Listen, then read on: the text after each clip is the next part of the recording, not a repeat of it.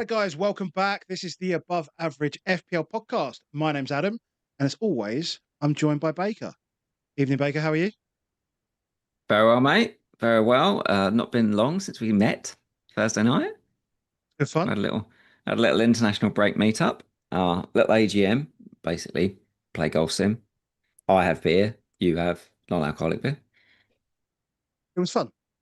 It was good. It was It was good. good fun. It was good fun. But I'm It was now good back in place, and obviously we haven't done any content, anything during the week. We haven't really spoken about FPL during the week and stuff. So I say we searched around the community, Ivan. We just knew that you were on free hit, so we wanted to bring you on and have a chat about free hit. So Ivan, welcome again, mate. How are you? Yeah, I'm great. Thanks. Great. It's always good to be here, and thanks for the invite. Every season. It is every season. We did definitely do one last season, didn't we? Start Yeah, last it's season. usually before the season starts, though, so this has been novel. This has been better late than never. Better late than never. But how are you? Because obviously last season was different for you in that you had Ipswich, your team, in the Premier League, and now you don't. How how does it feel again? Do you feel does it did it how was it being impartial? Because like we're definitely the most tribal guys on earth in terms of this, but how does it feel back to being impartial? And how was it having Ipswich in the league? Are you saying I was impartial? I wasn't impartial last time. I don't know, but I think yeah.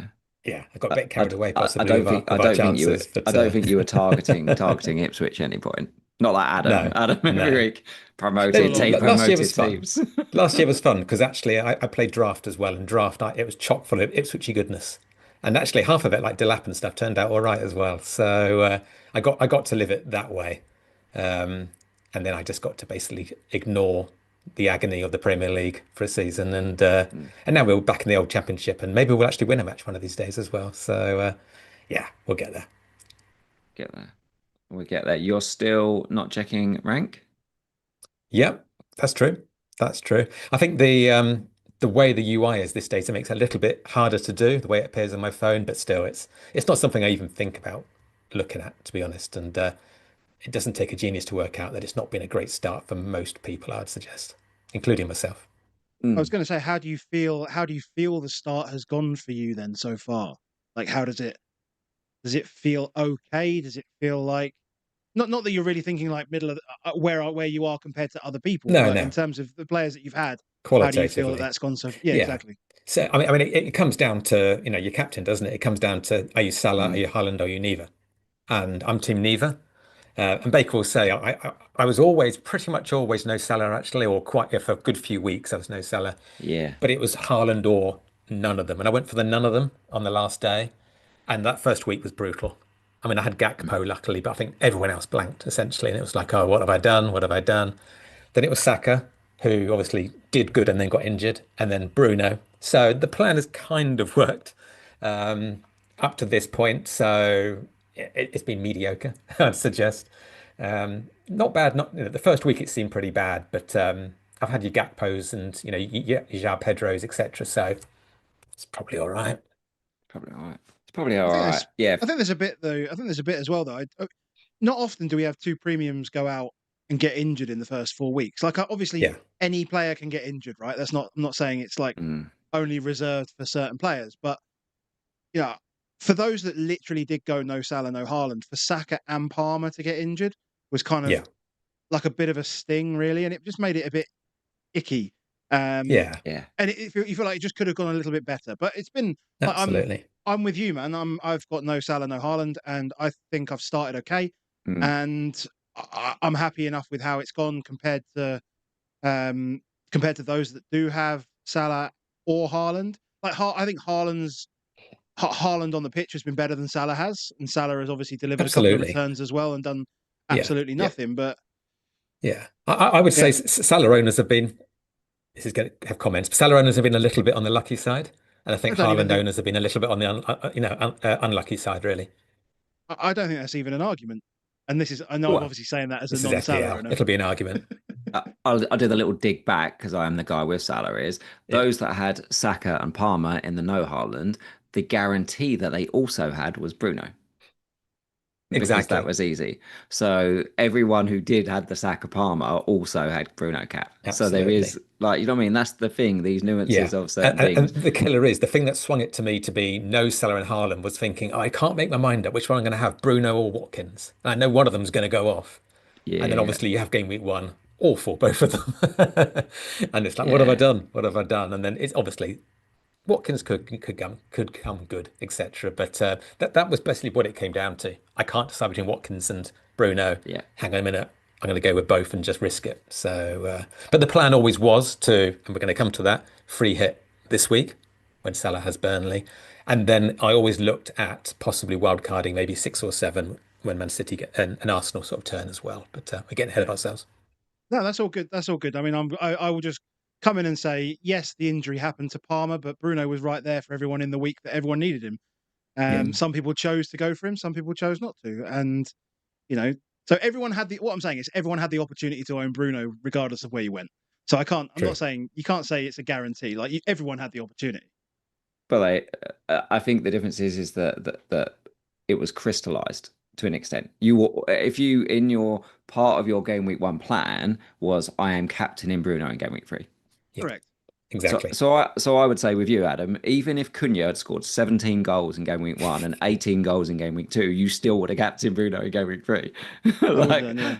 that's what I'm saying. So the decision was already made, as opposed to oh, maybe we could, maybe type stuff. So it's that's part of this game, and it is the like you say, there are avenues to the path, and we'll always see the bits that this happens, but this happens. Anyway, we are now going into game week four. So you are Ivan, you are free hitting this week. Yeah, Definitely. it's already done, already clicked. So yeah. Already clicked. Can I just check that actually? If you free hit and then suddenly you were like, I want to wild card instead, can you? Or once you've pressed free hit, that's it. Is that I done? seem to remember when it said you can't undo it unless you wildcard, I think it said. Is that right, I Adam? Or just you can't undo it? I can't remember. I thought I thought when I click the button, it says you can't undo. You can undo until you make a transfer, and Yeah, then that's once you've true. made a Yeah. transfer, you're locked in on free hit. Yeah. No, So that's true. That's the one. so Gotcha. so for me, transferring in Mark Gahey and Isak alongside Virgil, Gakpo, and Salah, Yeah, like I'm stuck now. For now, well, I got mean, ya. obviously I can change my Yeah. team, but I'm on free hit. Yeah. Yeah, Same. got you.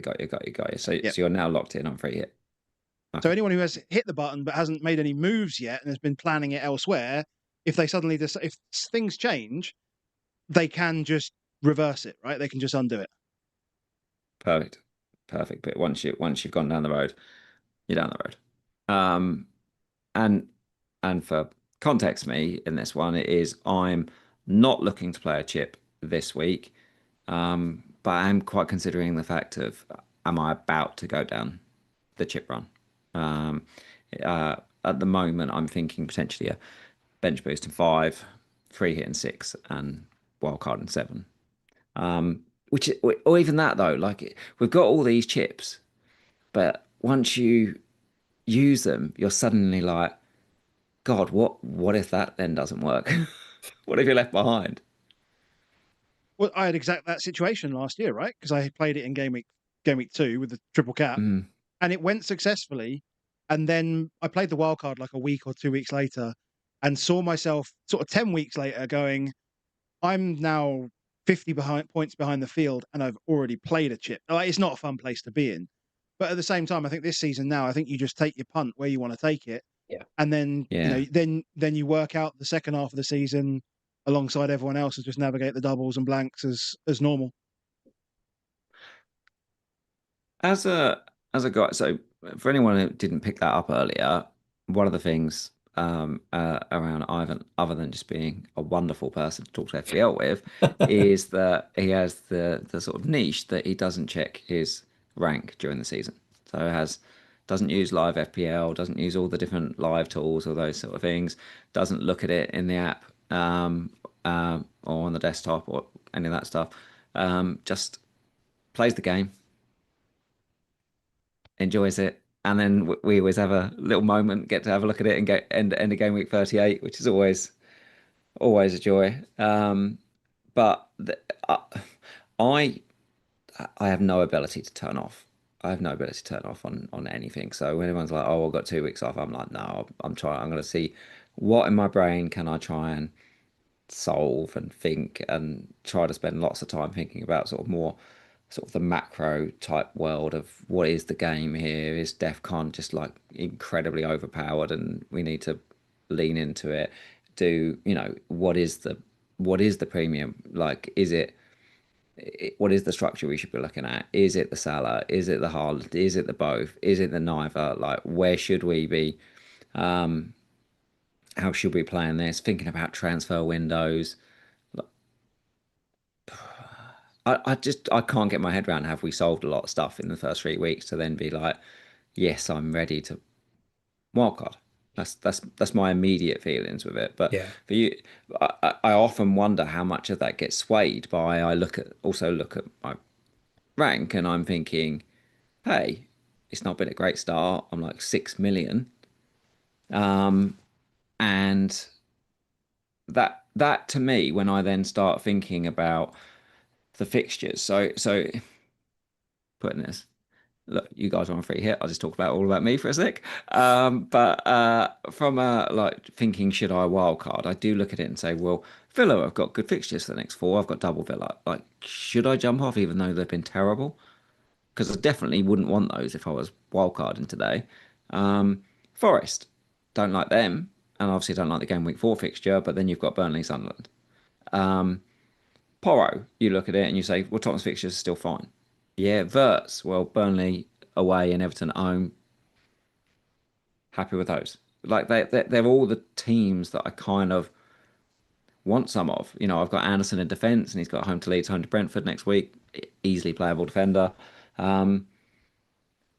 I haven't got a huge amount of injuries. If Cunha's back, I might not have any injuries, but Cunha's probably the one. But I've got two free transfers. I'm like, everything in my brain says I don't know enough, but I can't help but say to myself is that because I'm like 6 million, is it me telling myself it's going to get better, or is it that I'm almost like a little paralyzed by it? Like, Thing is that what you describe is pretty much identical to what I go through, but without thinking about rank. I mean, you can only speak how much rank influences you, but these are just the thought processes of FPL, essentially. yeah, And certainly, I would absolutely agree. There's a tension between. I mean, I don't know anything, full stop, but anything about this season yet. I haven't worked it out at all yet. There's not enough there to judge it, I think.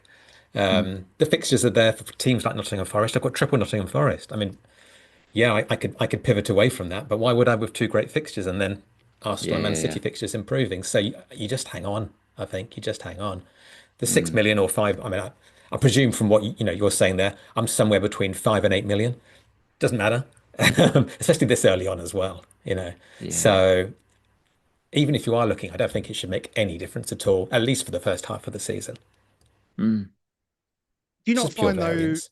Yeah, but I mean, I think in previous seasons though, we'd get to a point where most of the well, I suppose maybe we get there again, but we get to a point where we have the advantage as engaged managers, understanding how to navigate the second half of the season, and that's Mhm. always been an edge that we've had by paying attention to what's going on. Yeah. So more so now than ever, those that are semi-engaged understand hmm how to navigate these paths, and those that are not going to be engaged may already be 300 points ahead of us by the time this comes around, rather than the 75 or the 50 or the 80, right? mm, So I think that could be very, very different when we approach game week 18 or 19. And with bringing rank into it at this point, if you say you were ranked, say, 5 million at a halfway stage or 4 million, I don't know whether the gaps to get up to those higher ranks they're going to be bigger this year than they were in previous years. And I feel like you're not going to be able to catch up as much. So what I'm saying is essentially the emphasis for me on a faster start and a better start feels a lot bigger this year than any other. And I guess I'm saying mm. that from game week 3, but I guess we'll see whether that comes to fruition in game week Yeah. 18, 19 and stuff. But But who's it's just top? something that's It's who's in the top millions? People who have played their chips or have gone for Jaden Anthony and Cullen of Burnley. you know, and Enzo, it's they're not going to be top at the end as well. The variance is absolutely massive. Yeah, A yeah. couple of injuries to big names as well. It means nothing at this point. And that's why I don't think we can really judge. Normally around game week 3, I'm like, oh, I can sort of see, every season's got its feel, and you're going, oh, I kind of get in this Mm, feel. Got nothing here at all. I got nothing. Apart from Haaland's probably going to be the one over Salah. And obviously we've got Isak coming in. But Watkins appears to be a demonstrably bad pick at the moment. But at the same time, mm. Harvey Elliott could be an absolute game changer, just as the Yeah. fixtures even improve.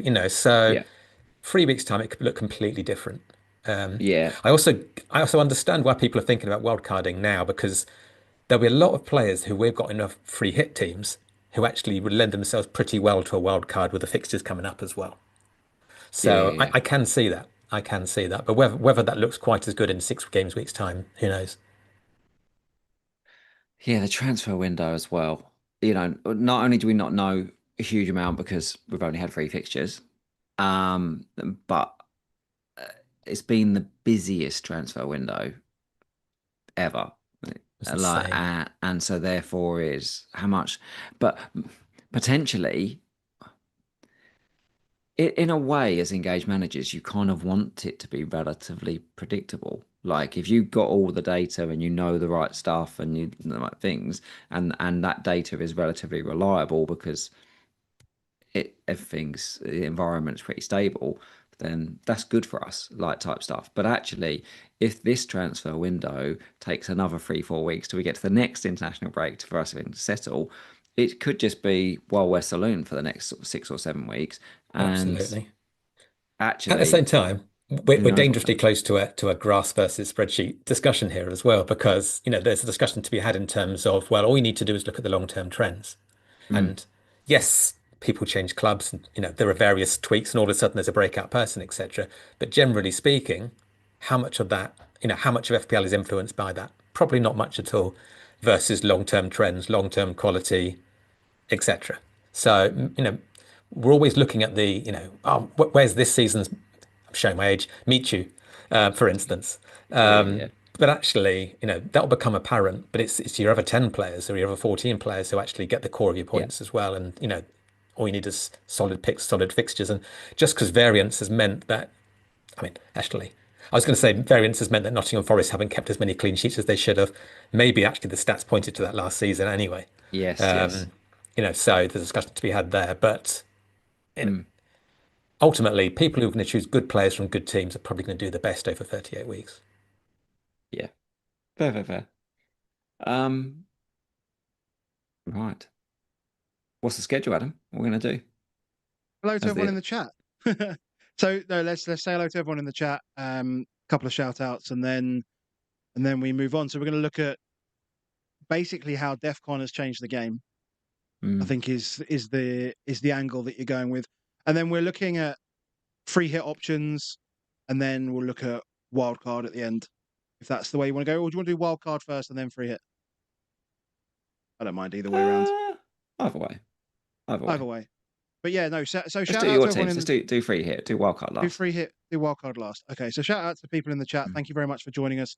286 of you as I speak, and I've put a little poll in there. Let us know what you're going to be doing this game week. Obviously, there's a few days left, still middle of international break.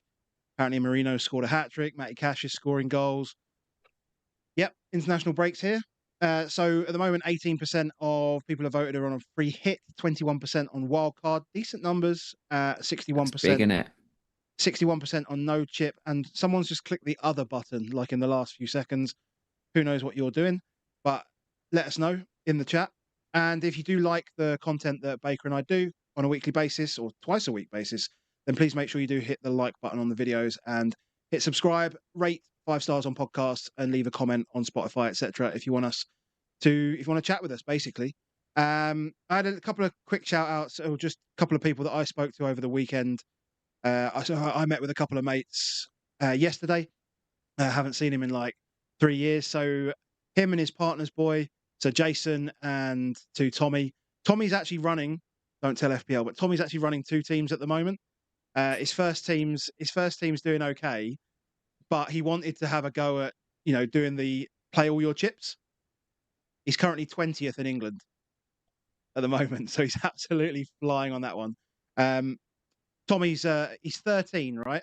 And I told him that this is the kind of channel where we might swear, and my mate went, "Fuck it, doesn't matter. Who cares? It's fine." So we're here. Shout out to you guys. Yeah, no, it was good seeing you guys yesterday. We do have to say thank you as well, obviously, to our patrons. Patreon.com/above-average-FPL if you want to continue the conversation over with us on Discord, playing a bunch of games. FPL Blackjack was won after 3 weeks, so that game is starting up again. We've got Last Man Standing, we've got draft leagues going on, all sorts of things, and just generally a great place to hang out and chat. I shared a couple of photos of you pissing around before we got started, Baker. So if you want to see what Baker was doing, head into the Discord. But we will also be putting videos on Patreon for free members as well. So just sign up with your email, and you can go ahead and you can get those directly to your email inbox. Final shout out, of course, to Dan Hybel, Crypto Block Dan, as he is better known. I need to adjust this just a second. If you are interested in the blockchain, if you are interested in Web3 crypto, gaming, that kind of thing, that's where Dan's expertise lie. He has been in the crypto space since around about 2011, 2012.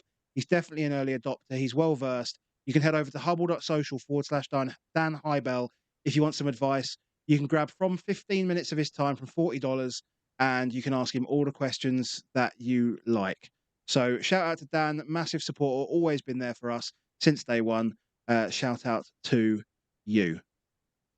And did you want to start with fixtures, or did you want to move on to defenders first of all? I think fixtures more lean into the teams, right? Yeah. So let's go to defenders. The floor is yours, my friend. Yeah, I mean, this one's not so much just defenders, but defenders are probably the thing that scream out at you is, look, using data tables on a 3-week sample is icky. like anything can happen in that space. But what I just wanted to try and get in my brain was, like, after 3 weeks, are there trends in terms of positions? Are there trends in terms of what we see that might almost, to an extent, help me either think maybe the game is moving, or maybe there's nothing type space. So the first thing I looked at was like the number of players that have got over 20 points. So 21 points or more. So 7 a game week, which is a lot of points. We normally see each season maybe 1 keeper at most with that. And again, this season we have got 1 keeper that's scored more than 20 points. Defenders, well, we've seen an increase in that one. And when we go to the next visual, I'll talk more about maybe why that might be. But effectively what we saw was it went from 1 4 years ago, defender with over 20 points, 2 3 years ago. And bear in mind, most of the time this was Trent. Quite often it was Trent, but not always. But Trent was one of the guys that was in this. Last season, we went to 0. And in general, when you look at things, the next table, which is around our double digits, hauls and so forth, we have to remember that defenders were hurt quite badly and keepers were hurt quite badly by the changes to bonus last season. Yeah, you used to be able to still get a double digit if you scored effectively. Like, you could get bonus and a goal and stuff. Well, if you don't clean from now, with the minus points you got on bonus from last season, that really hurt the amount of points that defenders could get. But we've gone, 1 4 years ago, 2 2 years ago, 0 last one. We've got 6 so far. So more than any other position.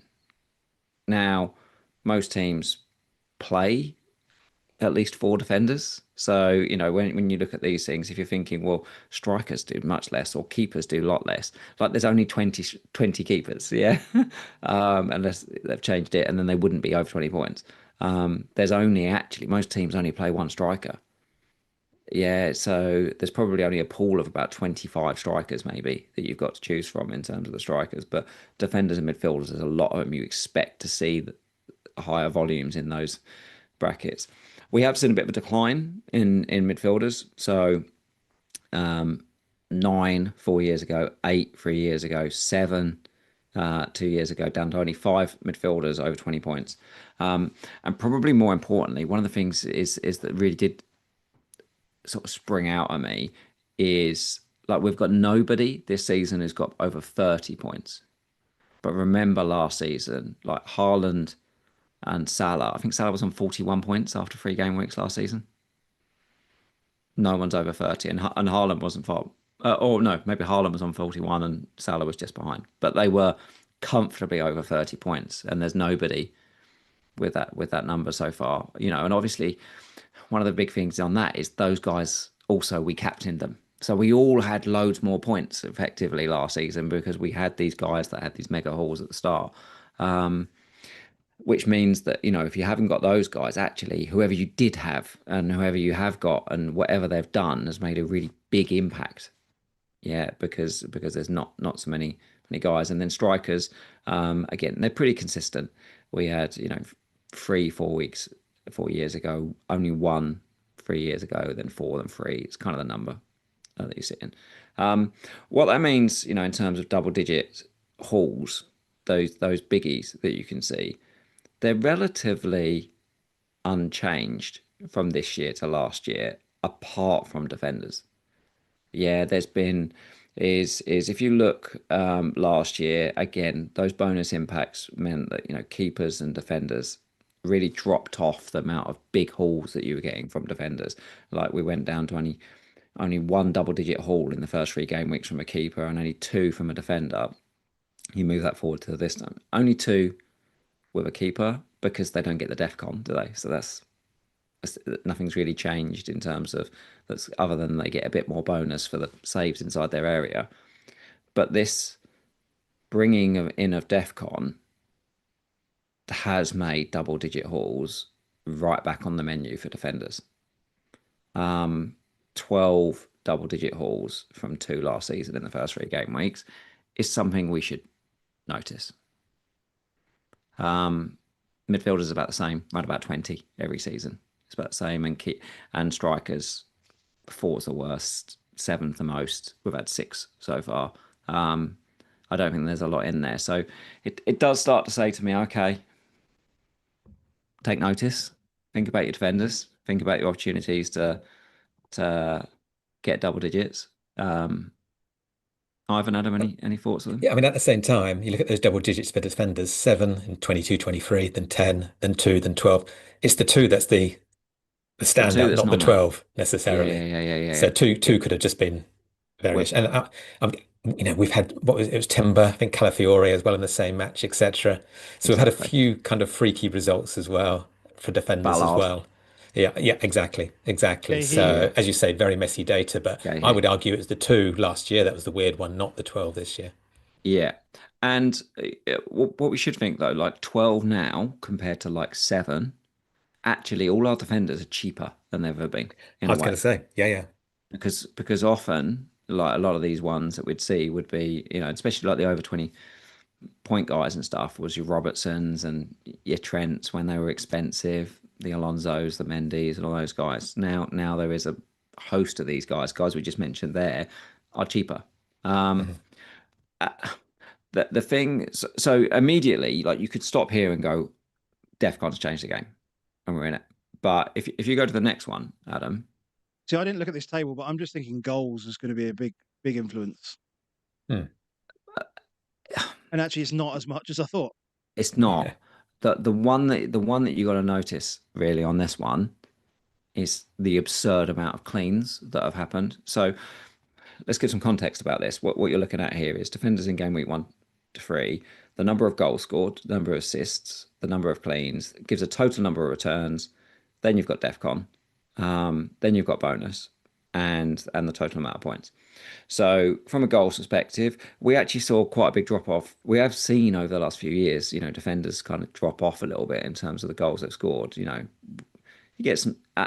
We haven't got sort of the winger type fullbacks that were scoring every amount of goals that we had in previous seasons. So realistically now, a lot of the goals are just set piece headers. That's what you've seen. Um, Assists is pretty stable, like sits around 15, 16, 17, 18. That's what we've seen virtually every season in the first few weeks. That's pretty there. But with cleans, there's not been 89 cleans at this point of the season because one clean could be worth as many as, say, 4 or 5 if there's 5 defenders that happen to be playing on a team that have it. So if one team cleans, that could in total volume for defenders in FPL could add 5 to it. So, but what we have seen is 89 cleans compared to 46 last season. So that will sort of skew our brain that defenders are overpowered, because it's not just the DefCon, it's also they're getting loads and loads of points because actually we've got cleans. And also what that means is the more cleans are, the more your attackers have been blanking, which also creates that whole world of chaos in which we're seeing. But it kind of leads us to a bit of this. Has it been a bit? We've talked about whether has it been a bit crap, really, the football a little bit in the first few weeks. I do think added to that, look at this transfer window, look at the amount of money that teams are spending. You know, you have to remember that teams like Man United and Tottenham last season were like 15th and 17th. That's because all of this kind of middle ground of the Premier League have done a remarkable job over the last few seasons of really improving the quality of stuff. And now those teams, these bigger teams, and Man United and Tottenham have tried to spend a load of money to try and catch up, necessarily with some of these teams. But I think that could mean that we do end up with lots of stalemates, almost to an extent, of well, everyone's good. It's hard, and maybe it even leads us to a world where it's just hard to predict the Premier League because there's so many decent teams now out there. But what we aren't seeing is what we are seeing is a significant number more cleans. Interesting. I'm seeing all these cleans. I'm seeing all this DefCon, and I'm thinking, well, I've got 2 Nottingham Forest defenders, and they've got me nothing. So yeah, funny how it turns out. Yeah. Yeah, like if it continues, you obviously have to lean into the defense. But will it? Like, have we just seen, like you say, an anomaly of the number of cleans in the first few weeks that might then drop down, and suddenly if you were wildcarded and you start ploughing everything into the defense, is that a problem? Also, as well, at the beginning of the season, if you had said who are the players, the defenders with the highest upside, you would probably, you would go for Frimpong, injured. Yeah, Nori hasn't quite clicked yet, got a bit injured. yeah, And Gabriel as well hasn't quite happened yet as well. Only 3 weeks in, so there's yeah. plenty of scope for them to start banging as well. Cucurella. So yeah, it's just 3 week variant, surely.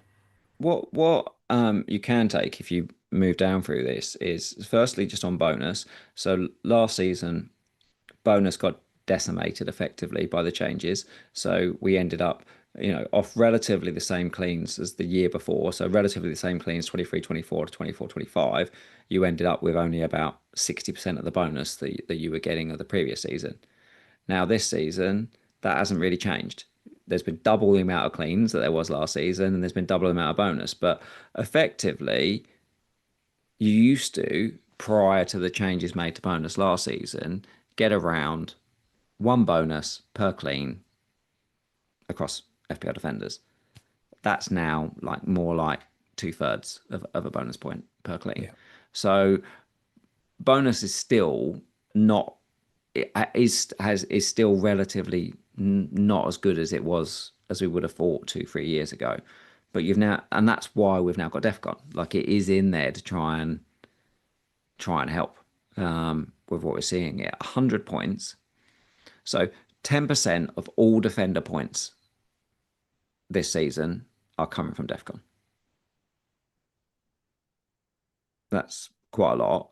But when you then consider that DefCon isn't clean reliant, actually, when you think about it from well, what did it do from last season to this season? It's probably more like about a 15% rise in Yeah. what you're seeing from. So all of your defenders have basically got like a 15% pay rise effectively. It is noticeable. 100 DefCon is a lot. And if your players, you're looking at it and you're thinking, I haven't got any guys that are getting DefCon. Like I don't think I've had hardly any DefCon. I'm like, well, it's happening. It's happened Yeah. 50 times in 3 game weeks. There's a Just not piece. with There's a Murillo. piece around. There's definitely a piece, and this kind of brings it round to this as well. We were saying about the sort of the start of the season being a bit icky. I mean, like pundits have been talking about this sort of set piece focused, long throw-ins, all this sort of stuff. Mm, Very fragmented way of playing the game. But what it does do, in essence, is it creates chaos in the box where, funnily enough, an attacking player, gets a shot away, and there's lots of bodies. So what happens? It gets blocked. And what happens when it's bouncing around and the defender gets it? They clear it. So like one of those two things kind of happens in these specific scenarios. And then you mm, go back to the transfer window. I was just letting you chat away there. Go to the transfer window and you look at the players that have been bought, right? Like Frimpong is the big defender. Eight Nori, yes, but that's kind of a sideways move in terms of the league. Everyone else is an attacker. Like every team has gone, shit, I need better attackers.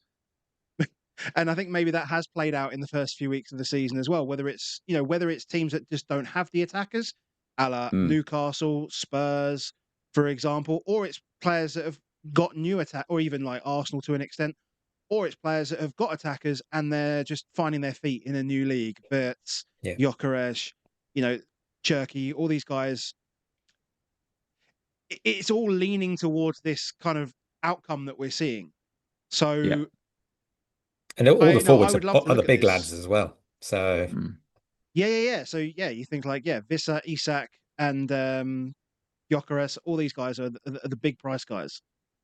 So Yeah. I mentioned height and stature in Yeah, terms meant of stature. ability to get on the end of throws as well. Well, They're all that as like well. six foot Yeah, four and 6'5". Voltamard, or whatever his name is, Big Volt, Yeah, Sesko. Big vault. Sesko, he hasn't played yet, but Yeah, I mean, interestingly as well, an increase in set piece, an increase in like, for example, like long throws. So even Tuchel said yesterday about long throws are back. Long throws. How does everyone defend a long throw? What do? You head it out. yeah, And how successful are long throws? Like I don't know what the success rate is, but I'm going to guess it's less than about 2%. yeah. I reckon it's about 2% successful rate. I think corners are something like 5. I think something like that is it was always the stat. I wouldn't be surprised if long throws are more like 2.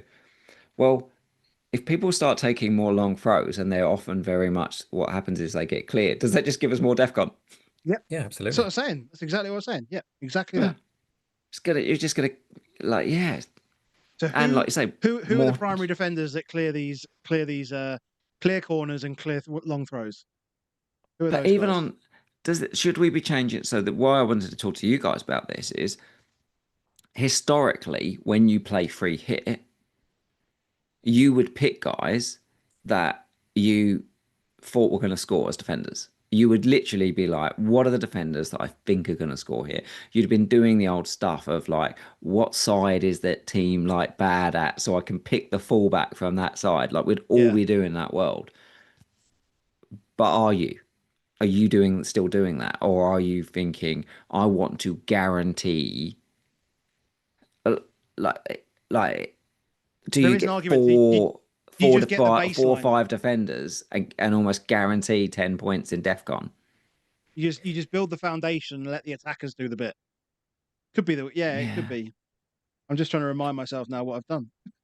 Guarantee is quite a strong word, isn't it? Because no player is going to get DEFCON every 38 weeks. I mean, even the best ones. I don't, you probably know this off the top of your head. Say Tarkowski, for instance, or Murillo Yeah. last season. What was their hit rate? 1-2, 1-3, was it? Or Yeah. Well, that's also that interesting. But what if it's changed? So because of the what throws? if Yeah. what if these extra set pieces that everything's put in? What if Howson, who did like 80% last season, yeah, it would now be 100 because we're starting to think that a little bit with some of these guys. It's with with who is it? Senesi, for example, who's he's had him in all three games, has he? Yep. Yeah. Yeah. So Senesi, Tarko, and Vandenberg are the three I think that have had are the Mm. Virgil, defenders that have no? had. I don't think he's Wasn't had it in Virgil all had it in all three. three? Okay. Um, But he was averaging like Two. 23 He's or had it in something two. like that. Yeah, Okay. he's had it in two. He's had it in two. But those are the three that have had it. So therefore, you go, well, they're just going to get it. They're just going to get it every time. I've decided that's what's the deal. So like Senesi's what, home to Brighton this week? Yep. Yes. Do you have to automatically just put him in? Or for the sake of 2 points. I mean, But it in might not be t 2 points. Like he's no, no, got goal but for it. no, absolutely. It's a pretty good fixture, and it's almost a guaranteed two, isn't it? Just you just put Senesi. Like, does it just be Senesi, Tarko, I and think Van I mean Dijk? Senesi is on my warm list. Is not on the hot list, as it were. And the reason behind that is there are so many other teams with so many good fixtures. So Lacroix again, fantastic with DefCon and Yeah. a great fixture opportunity for a clean sheet. Munoz, DefCon and attack. I'm revealing my defense here, but so there's so many other options as well. Mm. Just But wondering he's with someone certainly worth like consideration. I'm just wondering with someone like Lacroix though, when it's Sunderland, right? You go, is he going to get the DefCon in that game? Like, is that the game where he doesn't get the DefCon? Because that could just be that game, and then Sure, you're but surely he's relying going to on have a this. much higher chance of a clean sheet than Senesi anyway, though. Yes, uh, yes, but I think his chance of a clean sheet over Senesi's. This is what we were talking about pre-season, wasn't it, Baker? We Yeah. were saying Where do you go? we're gonna have to work out this like percentage of clean sheet versus percentage of DefCon, and look at that sort of expected points number and think which one would I rather go for. I don't know. It's weird actually because I think I've got Lacroix in my team as well, and I think actually Senesi might be more fun Yeah, because but shouldn't deny that why is Calafiori, Chalobah, and Timber top of the defenders in the game right now in terms of most points is because they've scored. yes, So therefore is like as much as we'd be well maybe, but I don't think those three, well none of those have got DEFCON in any of them. yeah. I mean, Thing is, if Thomas in the chat is saying I want to celebrate goals, not DefCon, which I think Oh, is there is an we element all to say that, that. I absolutely. hate it. Like Yeah. I will come back to, I hate it. But, Mm. but also I'm trying to tell myself something there is what do I do about it if that's what the game is? Well, would I can I go all season going I hate DEFCON, but then still be Yeah. 6 million in rank in the game week 38. We go, but I hated it because that's no better than me in like 27-18 before we did this when I was like, I'm not having Liverpool players this season. Yeah, and then Mo Salah got 380 points. Yeah, and I caved in, and now we're doing a podcast. here we are. um, but unfortunately this is now a nuance of our game, and we've got to try and work out how far we lean into it, and probably fully is probably. I almost feel like leaning into it fully is almost less wrong than ignoring it completely. Um, but where's the balance, and especially where's the balance when we're doing it on a chip? I guess the FPL cliche is you want to go for the upside on a chip. You want to go, you want to try and get the highest score. Mm, And, the chances of all your players getting that extra two, for instance, amounting to a couple of hauls is relatively slim. So there's three things going on, aren't there? There's fixture, there's DEFCON, mm, and then there's attacking possibility. Over, say, 5 game weeks, Munoz, for instance, I know he's good at DEFCON, but I imagine if he mm. wasn't, what would you expect? Maybe you'd be like to do one attacking return every 5 game weeks. Is that about right, do you reckon? Yeah. Golden assist or a couple of assists or something like that.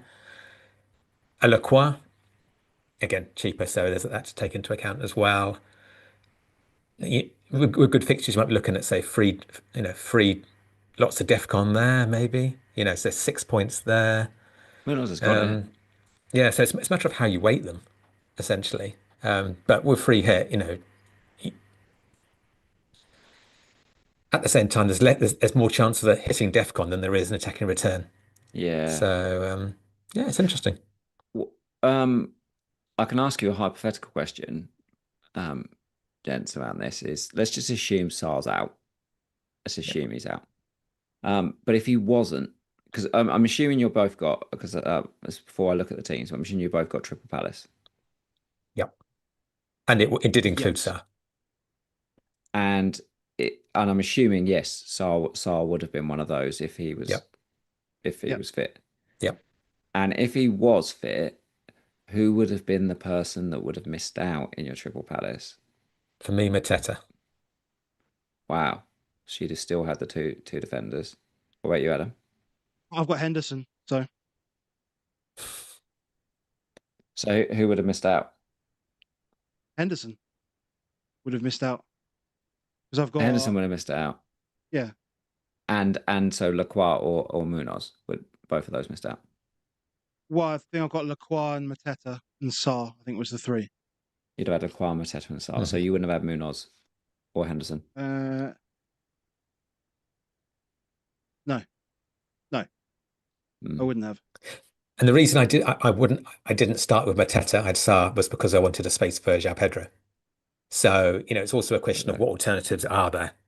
You know, yes, he's going to come in late from Brazil, but Delap's injured, is playing Brentford. Mm. So, I wouldn't blink if someone wanted João Pedro on a free hit. It was just because Yeah. the Sar space came up and it's like, okay, I've got a chance to either go against him or play it safe. So it depends on what alternatives there are. Should we look at your teams, boys? Yeah, go for it. We can do that. We'll go guest first. There you go, Ivan. That is what you Okay. sent me, I hope. It is. Yeah. Do I put my special reading glasses on? No, I keep on I can going. join you if you want, mate. We can both. We can Go on then. both. Go on then. We can both reading glasses Oh, up together. We're there you we're go. both of that age. So, yeah, so this has largely remained pretty much unchanged for a while, since Saar got injured in inverted commas. So the one spot that's most at risk is and we discussed this earlier actually, Baker, is the Barnes slot. I mean, Barnes, that could be a Grealish, that could be, or any of the Everton boys, essentially. So that's the bit I'm a bit wobbly on, but I've always been going for, if I'm doing a free hit, and I'm coming from someone here who's just got Gakpo in the real world.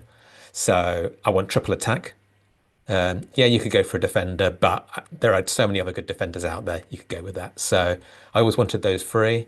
I think the Isak move, even though we knew it was going to happen, swung captain. I was going to captain Ekitike rather than Salah, and I still might do that. But I think the impact to his potential minutes maybe is enough for me to Mm. go with Salah, possibly. I think there's an opportunity there. There's no Haaland here, and what I did provide actually was a Haaland draft that I put together. That actually doesn't look too bad, actually, with some compromises. Although I think Adam, for you, that's not quite as viable, is it? Because of money. So Um, we can look at that. Let's just fire that over very quickly. This okay. is based. So this is the team, and I'll let you read it out in a second. But Mhm. for me, when I put it in under my account in FPL.team, I am zero point 0.6 million short, and you are not. Mhm. So Somehow, go for it. somehow, I was surprised by that. But I mean, the core of the team is actually still there. So the compromises I've had to do to get Haaland in is less than I thought. So I've taken out Gyökeres, um, who, I mean, again, is playing Nottingham Forest, and I've just had no Nottingham Forest clean sheets, and I'm thinking, why wouldn't I have him? And Mm. actually bet against the team I've bet heavily on. So I've had to move him out. Raya went to Pope, but he's got his home to Wolves, so you could argue not a bad replacement. Cucurella I've downgraded to Burn, again, home to Wolves. If I had point one more, I would go for Livramento. And then Semenyo down to Dewsbury Hall. So it's not actually that bad, you know. Um, so again, how much depends how much money you've got. Oh, and importantly, Munoz down to Gay as well.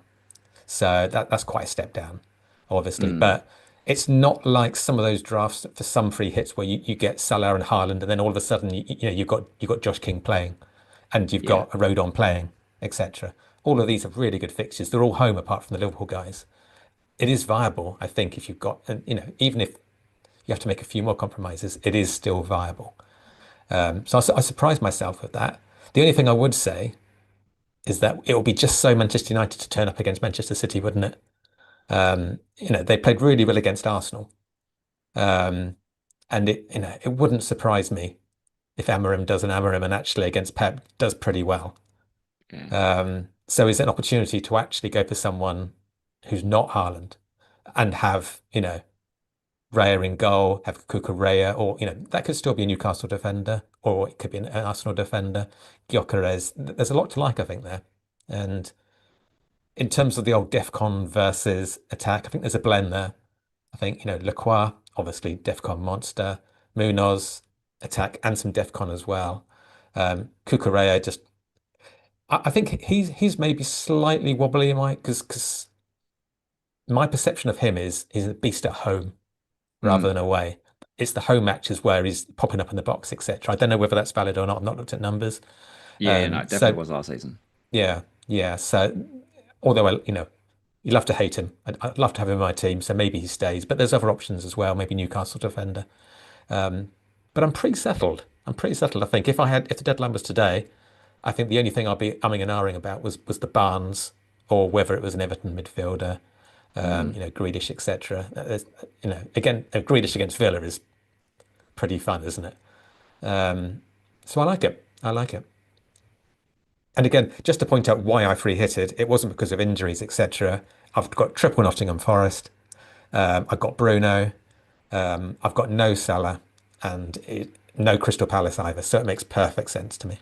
Yeah. And that's because it was always planned. Yep. Good. No further questions. Well, I think do yours too, and then I could ask questions both of you. Yeah. So I've got something a little bit different. This is a little bit more fun. So I've got Henderson in goal. I've got Virgil. I've got Lacroix, and I've got Chalobah. Just Baker just saying to me like Chalobah, 5 points a game, 5 points a game, 5 points a game. Yeah. He's saying maybe not going for that upside, but maybe just trying to grab that sort of foundation, that baseline at the back, and then just going for it on the front line. Salah, captain, obviously.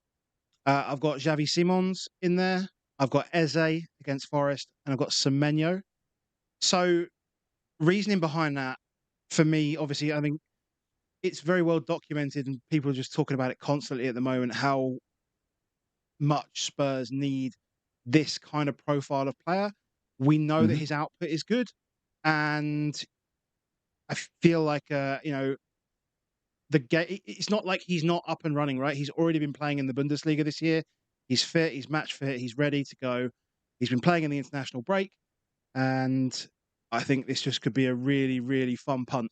Also, it gives me an opportunity to have him and not to just own him, and I can see like what we're going to do with him in that first game, and then later on down the line, when he becomes an option, I'll be more confident or less confident, I guess, depending on. I mean, probably be outcome biased a little bit on that, but yeah, I think it's a good fun punt. Eze, I think Arsenal need him in that position. I agree that obviously Forest's defense hasn't been what it has been, and I think he can unlock a lot. And I think just to pair him with Gyökeres is actually a good plan because he should be able to create opportunities for him. Arsenal move the ball around well in that sort of 10 space, and it will even give him opportunities to have long shots, etc., etc. So I think he's a fun pick for this week. Semenyo, you just never know what you're going to get, right? So he's just going to shoot on sight.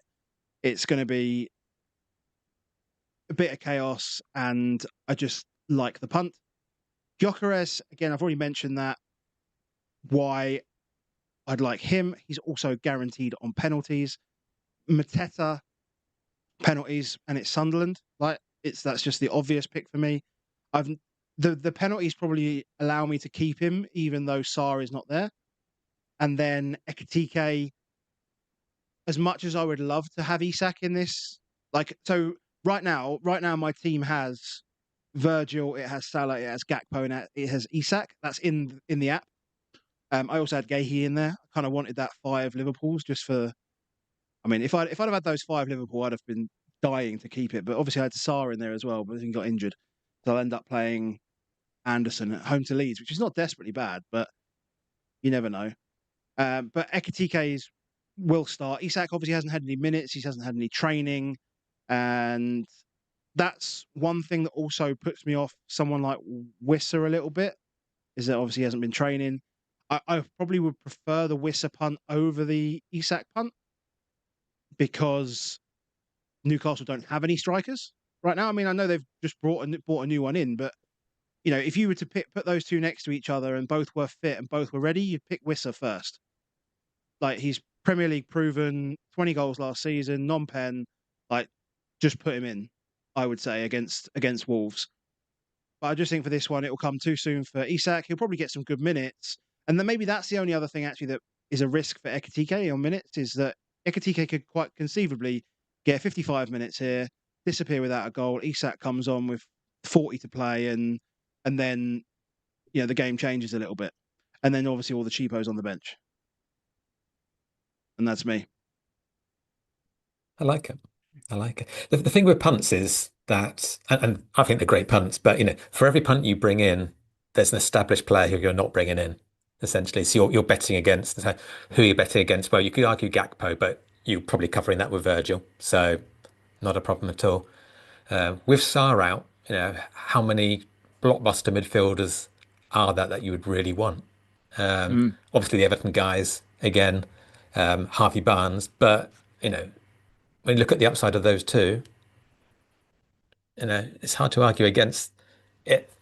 It being a valid punt, if nothing else. Eze's an obvious minutes risk for me. Obviously, he doesn't start the game against Liverpool, which I think I would have hoped that he would have started that game. Like, if he'd have started that game, I'd have been sat here like Eze is a guaranteed, like 100% in my team. He's not 100% in my team because he didn't start. It didn't help that he didn't finish the chance that he had, the half chance that he had at the end. And then Arteta, as Baker said at the weekend, threw him under the bus for it. Doesn't help, but I don't think that's really anything that's going to stop him getting a start this early in his career. Like, maybe 2 years down the line, he missed a chance. That's an excuse to bench him. But this is a good game for him to start, in my opinion. Yeah. I'm not Mikel Arteta, thankfully. So it's probably double bet, isn't it? Because you need his creativity if Gyökeres is going to go off on one. That's it. Yeah. So doubling up is the one. And again, that's the sort of thing you can do on free hit, right? You can do that kind of thing. So I even contemplated like pairing Xavi with Richarlison, but I felt like that was a bit too much because the other forwards are just too good. Mm-hmm. But like having Xavi and Richarlison just go nuts, and I can just picture this 4-0 Spurs winning at West Ham, and it's just like, oh my God, give me all the points, give me all the points. But unfortunately, all the other strikers are actually just too good for it. And that's what I like Richarlison, but I mean, he's flying back from Brazil, isn't he? So yeah, exactly. You just don't know. Start, yes, probably, but minutes probably limited. How effective he is, who knows? Yeah. I mean, how do you feel about not having João Pedro? I don't love it, but I own João Pedro, so I'll pick him up next week. I'll pick him back up next week. It's okay. Yeah, it's a tricky one, isn't it? Because he's obviously been great. Your last pod was about how great he was. He's playing Brentford, and we haven't got him on a free hit. And it's the kind of thing where you get free hit blindness. It's just like, oh, all these new toys. Then you forget about the one that you do have actually who could smash it, and Delap's out. Yeah, true. It's true. How much would so two important probably press conferences are Slot on Howe. Howe lies a lot more than Slot. So from Eddie Howe, I guess the only thing I'm trying to play through in my brain is when Isak joined, they had Wilson. Voltemada and Wissa is a very similar profile to having Wilson and Isak. Very, very similar. Like, Voltemada is a ridiculous player, like absurd. We're going to see him like as he's massive, so everyone's going to think he's the opposite of the target man, but he's not. He can play wing, he can play anywhere. And quite often early on, when he brought him in. He played Wilson through the middle because Wilson can only do the centre forward really. And Wissa, look when Tony was there, Wissa used to play on the left quite a lot at Brentford. Like he can play other stuff. He does a good hold up play. He's not just a getting behind guy. But I do think yes, the minutes are more likely it's going to be you put him there, and you can use Voltemada around him. Whether that be straight away, whether that be off the bench. I do also think though that if I'm Eddie Howe, you've just let Isak go. I've seen already, a few pods around that are saying, "Hey, they've got two guys, neither rich as good as Isak, and spent all the money immediately." I do think Eddie Howe will want to make sure is that it looks like it was good money spent. So it wouldn't surprise me if they played the two. What I was saying to you earlier is obviously last game they played three at the back.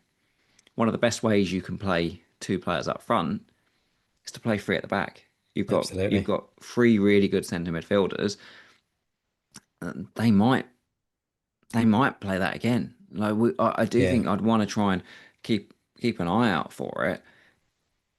If somehow they're going to play wing backs and he's fit, the other person I'd look for on Newcastle would be Lewis Hall. Yeah, absolutely. Shouldn't forget how good Lewis Hall was last season. And if somehow you're getting him at left wing back, because they've got no right back really, have they, Wolves? Is they've been mucking around Rodrigo, Gomez, Hoover, like Semedo's gone. They've got no one there. Which is one of the reasons why if you think you might have Barnes on the left wing, you want Barnes on the left wing. So I definitely think I'd want to try and get as much info as I could. I'd be watching videos. I'd be doing anything I could around that Newcastle. Let's face it, there's no point listening to what Howe says whatsoever. I think look at some of the Newcastle guy experts, as it were. But it's a tricky one. I would love it if it turned into a new Crouch Defoe thing, big and little guy. Obviously, as you say, he's actually not that great in the air, but but still creating chance. I mean, what's Wissa great at? Getting beyond the line and scoring. He can play. Love that. He will create. Voldemort will create for Wissa, so which makes Wissa even better. But if it looks like Vissa's ready to go, he's the one straight off. I think I'd find it quite hard to resist Big Johan. You would actually go for so you're saying you would go for Wissa rather than trying to put me off going for Harvey Barnes. I think if you felt like Wissa was going to play, I think Wissa's just an incredible pick. I'd go Wissa over Pedro probably. That would be. It's just the lack of pre-season, the lack of training, and all of that. And there's so many good options out there, aren't there? Yeah. But also if Palmer's back, then it's like, I don't know. Wissa had a goal and assist in the weekend, by the way. So on Friday, goal and assist. Yeah. Other ones I don't think many maybe look at, but I think Marmouche might be out there as somebody when you're looking at those midfielders of a guy that could turn up, do something. With no Cherky now, he's probably on. It could easily be on set plays. Probably will be on set plays.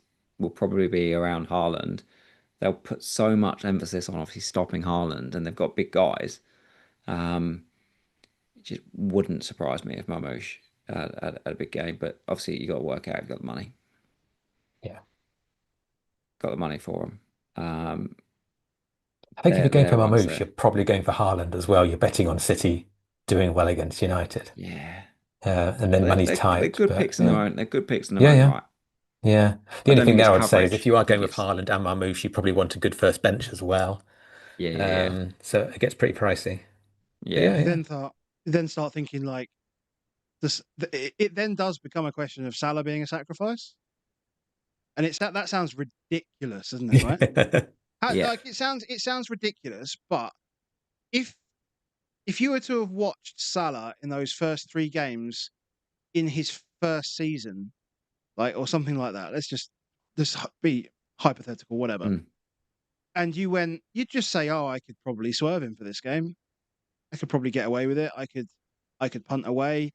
Now, look, I'm not denying risk here, right? I'm not denying any risk, but it could be one of those where those that go without Salah could.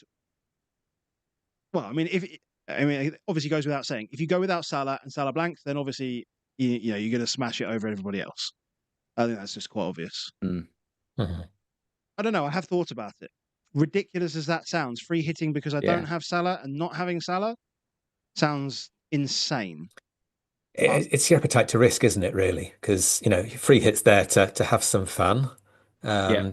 But at the same time, it's not fun if you leave that one stone unturned that actually turns out to be the one that absolutely nails you. So, Yeah.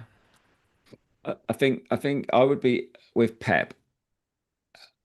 Historically, when they comes up against a free at the back team, often he'll play the wingers. So I suspect Doku plays left and Oscar Bobslet plays on the right, and then it's Marmoush. It's Marmoush with Haaland.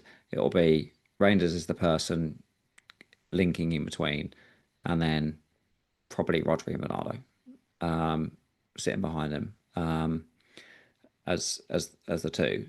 And then I expect it will be more of a flatter back four because you know that they've got Amad, you know they've got Dorgu.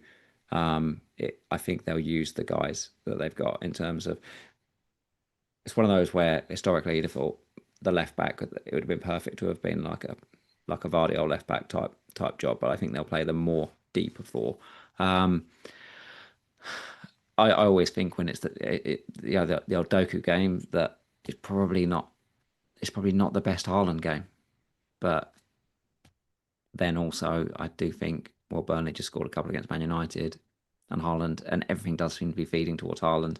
Yeah, but it would be so United to actually turn up against City, having been like So rubbish, United. in loads of, Absolutely. it's Amorim. It's what he does, isn't it? So But they also haven't been rubbish, right? Like they actually haven't been rubbish from an attacking perspective. Yeah. Like ding dong game could happen. It could be like 3-3 or 4-3 or something like that. I mean, they've had enough going forward, and we know they've got good players, right? Yeah. We know they've got good players going forward, so I don't think it's out of the question that we see quite a high scoring game. Yeah. So I wouldn't be touching I'll just say I wouldn't be touching defenders from City at all. Yeah. Newcastle very much is that's where like you would glean a huge amount across against the crowd, isn't it? Because nobody owns Newcastle players. Yeah. If you can find a way that you get yourself 3 Newcastle players and then like they're all going to be less than 2% owned. If you get that, and they have history of doing 4-5-0s like at home up there. If you get in on that and nobody else has got it, it's all your points. Is Joe Linton back yet? I don't know if he is or not. I don't know. That's always key for me. It's like, oh, he's out. Yeah. Don't bother. And then it is everything. Yeah. Because the centre midfield guys, they'll play like Andre and João Gomez and stuff, and the Wolves centre mid actually, if that's one good place that they've really got, it's probably there. But yeah, that is definitely one if you can find the opportunities with them. Lewis Hall, I like. If you'd assume we're now in a position where he should be starting. Yeah, I can see him taking my Cucurella place if I go for the non-Haaland draft. It's definitely a fun pick. Yeah, probably no more. And Isak, what if Slot just said we've spent 130 million quid on this guy, he's playing every week and he'll be starting against Burnley? What if he says just that outright? I mean, if he says that, I'll bring him in. But do you get rid of Ekitike or do you get rid of Gakpo? Where does the money go? So I guess for me, I probably get rid of Ekitike and I change Semenyo to, I don't know, Dewsbury Hall. Is that right? It's about 1.8, 1.9 million, and then Semenyo's like 7.2. So yeah, something like that. Maybe. If you had Gakpo, which one would you choose to get rid of out of Gakpo and Ekitike? Ekitike, because I think he's more likely to start than Ekitike. He's more likely to start in Ekitike's place, and I think Gakpo is more likely to start on the left. I mean, Gakpo's just signed a new long-term contract, hasn't he? I mean, let's face it, this is all hypothetical. So he's never going to stand up and say that. So I know, but you got to have prep. True. You got to prep. You got to prep. Um, Some I mean, they people are could. on Wildcard. some people on Wildcard. I would say on Wildcard, interestingly, like your free hit dilemma. I don't know about you. Did you when you first made your draft on free hit, did you put Haaland in it? And then No, you didn't no, like work it out and work it back. no. Yeah, I tried to. I tried to see if I had enough money to make it work. And then I I I just found all my other players were crap. Like I found I couldn't get triple Liverpool if I did that, or I'd have to give up. I'd have to give up a lot. My back line became like 4-5, 4-5, 4-5, and so you're missing out on Munoz, Chalaba, whoever, Virgil, obviously. Like they just not, you just don't get any of them. that's exactly so in putting together a World Cup, that's exactly how I went. I was like, I want Haaland. I want Haaland and I want Salah. And I put that money in. Um, and then I was like, I can't do it. I ended up about 2 million short on the team that I sort of liked for. And then I took Haaland out and I suddenly had like 7 million quid. And I actually found also then that quite difficult of where would I put that money back into? And what I would say is, to an extent, without just saying immediately before we show the draft that I don't like it, it I found it tough. I felt like I'd have to commit to something that didn't feel like I was ready to commit to from a structure. So if you want to bring up the one that I put together, I've put it together with a view as well. Or I think I need to caveat that I've taken it within my own world of if I was wildcarding, I haven't used bench boost. And so I'd want to keep that open with this one because I've got a team here which has got way too much money on the bench. Completely opposite of what I would normally do. So I think Sanchez in goal. I'm sort of giving in to the world of saying actually Sanchez was the best pick to choose from game week one. I still think he is. I think long term, he's getting bonus. He's getting some saves. He's got some jammy cleans effectively so far this season, but he's still getting some cleans and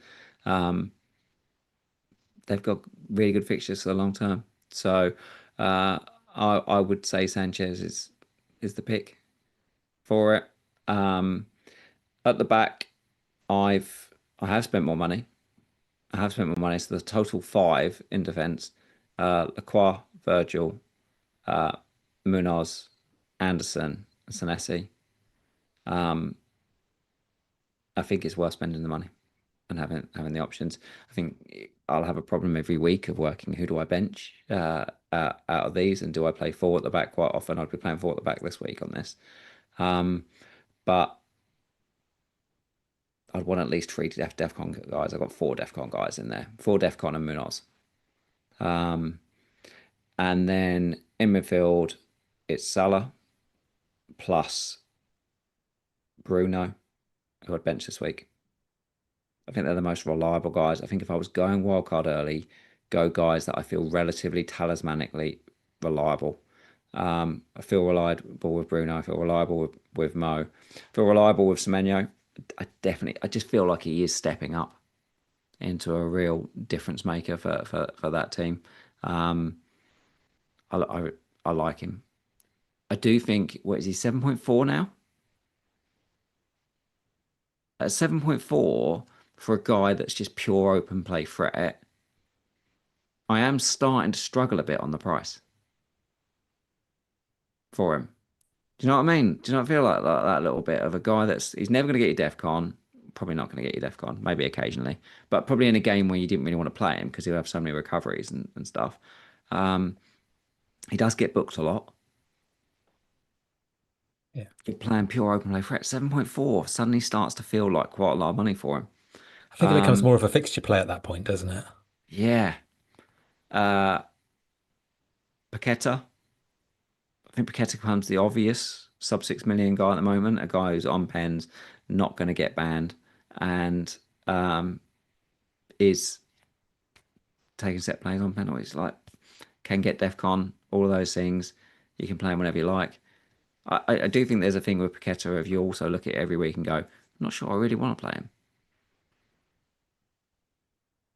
Probably in this situation, I'd play Bruno over him this week because I think Well, Bruno will get the DefCon anyway. yeah, So Also, Paqueta's coming from Brazil as well, so yeah.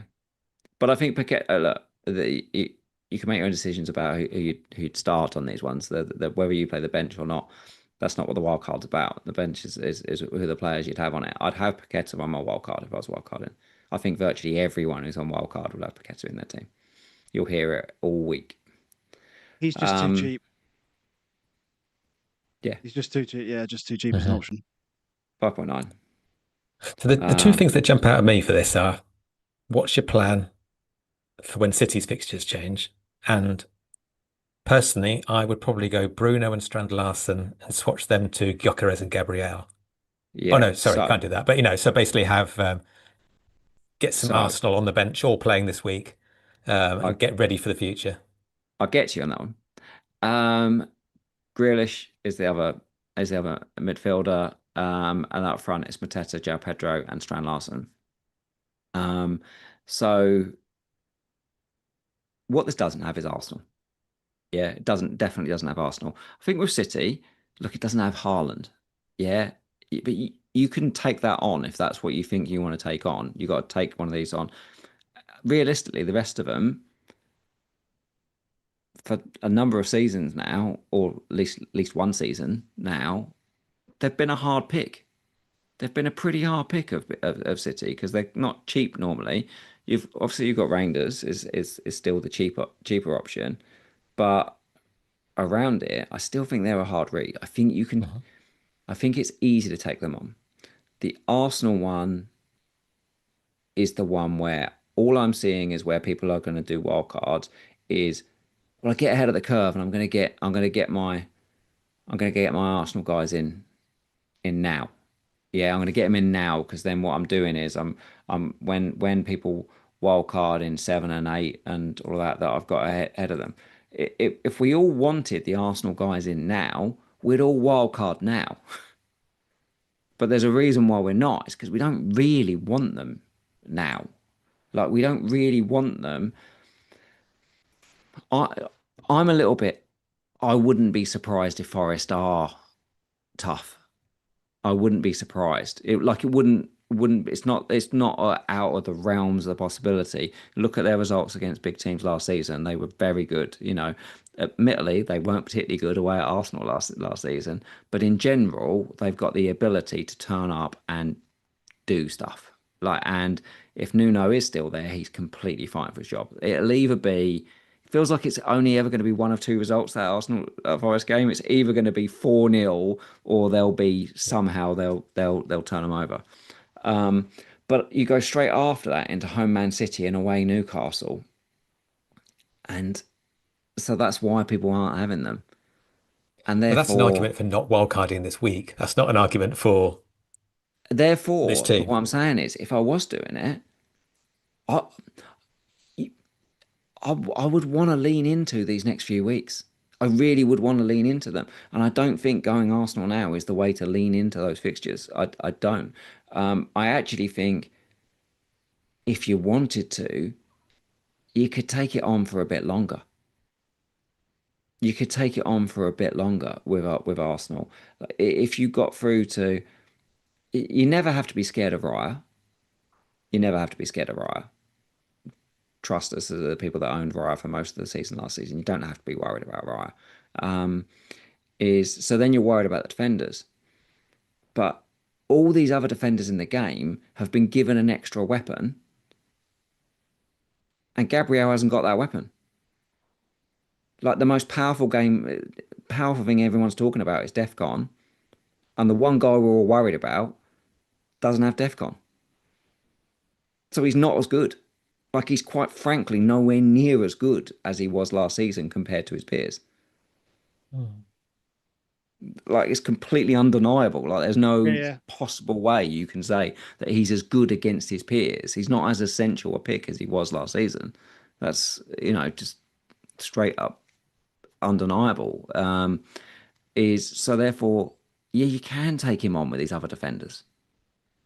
You can take him on a bit, and then you go, well, Saka's not there, so really the guy is Gyökeres. Because if somehow Saka is longer, then you've got to get Gyökeres. You've got to. And you, like you say, you could easily do this. So I can do a cheaper midfielder and get Strand Larsen. I can take Bruno Yeah. and make him Gyökeres, and that's nice and easy. I'm still not also completely convinced that I want to spend a load of money on strikers. I'm still not.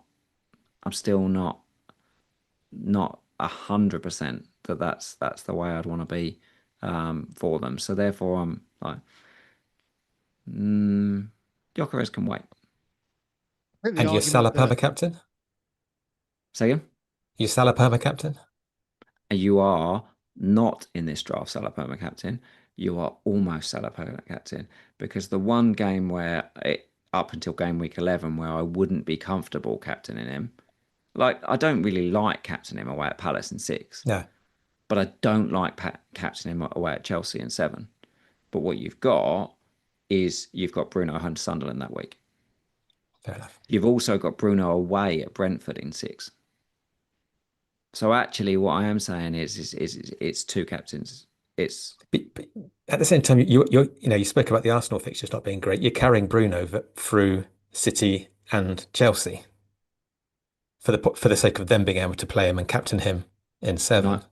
9 million DefCon, and he gets some pens. Apparently, it works out pretty well if you just shit a pen and get some DefCon. Apparently, that works Yeah. out quite well to have him as a player. Gyökeres home to West Ham on game week 7 It's as much well. better than buying the number 9 that plays for Man United. I'm telling you that now, boys. I can tell you that for sure. we've known this for quite a while, though, have we not? That information's not new. It's not new. Yeah, I know. I agree. I agree on the striker front as well. I mean, because each team does have a good striker that can get you the points that will cover Gyökeres anyway. You might get a few more goals from the team Yeah. now that Eze's in there in particular, but you know, Mateta is the striker. No Sarr. It's kind of like where else are the goals going to come from? I mean, we'll see a lot of Munoz, I'd imagine, up in and around it. Mm. João Pedro, obviously, as you mentioned already earlier, Delap's out. With Spurs, it's kind of just with City, it's Haaland. With Spurs, it's like Richarlison. It's going to be okay. Newcastle's pretty much. I think it's going to be focused again on Wissa. I still think he'll just get the points. Mm. So I think you can punt away from Gyökeres now. I wouldn't want to go away from him in 7. I think 7 in, and that's, I guess, again, that's, as Ivan mentioned, that's more a reason to not wildcard now. And I think that's going to be my sort of wildcard entry point is going to be 7. So we should probably add on this again. This is why I'm talking for this one. I've got 2 free transfers. Yeah. I'm picking a team here with 15 players that I would be comfortable playing any of them. Any of them. Like there's no crapness at all in this one. Why would I do that? Because I'd want to try and get myself up to, like, I can get 5 transfers by the time I get to game week 7. I give myself every opportunity to give myself into that place. What I'm trying to almost go against is say I feel like the worst thing people could do is be, I'm going to pick the wild card now that I think the wild card is in 7 going to pick, because if the landscape changes over the next 3 weeks, what they've actually done is you've tried to get something that you thought is going to compete with them, but it doesn't compete with them in 4 and 5 and 6, because actually effectively Forest and Villa and those kind of guys should actually do pretty well hopefully the next few weeks. Is so you potentially aren't going to win in the next few, but then those guys have then also got 3, 4, 5 weeks of information with an international break. That means that they'll be able to do the slight tweaks that will put you behind again. It does feel like a wild card based very solidly in what we've learned 1, 2, and 3, rather than tough. what could be coming 4, 5, 6, 7 with the transfers. There's so many things that could happen. And I do wonder whether it's a good team. It's a good team, but in hindsight, it might start to feel dated quite quickly when new information becomes available.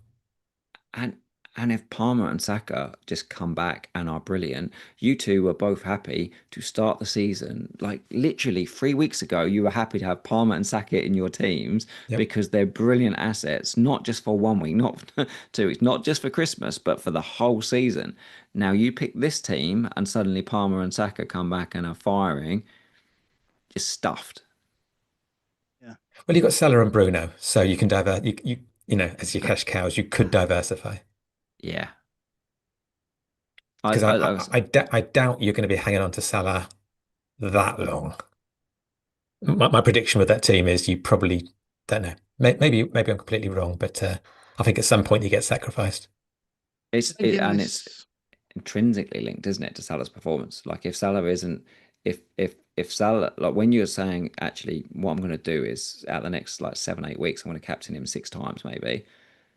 If Salah does crap, you're stuffed.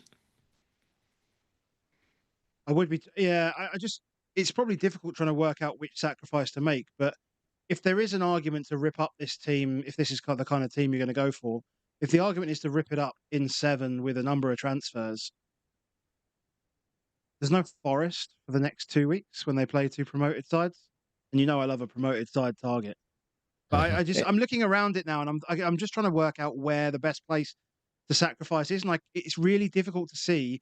The only player that I would change is Paqueta for Anderson, and that's literally it. Because otherwise, you've got the house of cards we've spoken about a few weeks ago. You Mm, change this person, you got to move this one around, you got to move this in, and then suddenly it's not the same wildcard team. So no. that would kind of probably be my only change to this. Would probably Mm. be Paqueta for Anderson, and then play Bruno, and then you get Anderson for a couple of Yeah, weeks yeah, yeah. in the Mm. promoted fixtures. Interestingly, I did actually look at that exact thing. Yeah, actually, Yeah, as I was looking at this thing, that was one of the things of looking at was maybe Anderson should. Like, I still think he's good, but yeah. maybe I don't think he's good in a few weeks, or maybe I don't think he's good if Nuno goes. It's still ropey. Um, if people already pressed the button, you're on wildcard. So hopefully this helps. If you haven't, I I would fight it. I fight it. I think. Don't think we have enough information. It's wild because, as I say, like we did that poll earlier in the chat, and 58% it ended with no chip, 23% playing wildcard, only 15% on free hit. So, as of the 366 people that voted in our poll, more people are on wildcard than free hit, which is wild. Mm. Wild. 'Cause with free hit, I'll be interested to understand how many of those were planned from the beginning and how many of those are reactive to injuries, etc. Yeah. With wildcard, I don't think you would have. I mean, people do like to go for the first international break, don't they? But I don't think there's a huge amount of FPL logic to it this season going now, unless you were forced into it. Yeah, and unless we all have different mentalities, how we do this. Like if you think, I do think the one thing is if you think DefCon is life, like you think DefCon is the way now forward, and you're going to go, do you know, it probably leans into like DefCon and penalties. I feel like they're the like two things that would almost lean to you, and you go, I'm going to do both of those, and I'm going to lean into them heavily, and I think that that's going to make a massive difference to what I'm looking for from this season. Whether that's a mini league, whether that's whether that's OR, whatever it is that you're playing for. I do kind of get it if you think I'm going to try and get there first. Like, there's nothing wrong with that. With trying to do that. It's obviously it it's a high risk strategy, but lots of people like to do that. So put them off if that's the game you want to play. It's just understanding that you are taking a big risk. It's funny, isn't it? Because just instinctively, I get, if you're going for high upside players or you think these players are going to absolutely smash it, etc. But conversely, to say, oh, I'm going to wildcard to get loads of DEFCON people in, it probably makes perfect sense. But just instinctively, you just go, oh, that's very conservative. But actually, when you actually crunch the numbers, it may not be.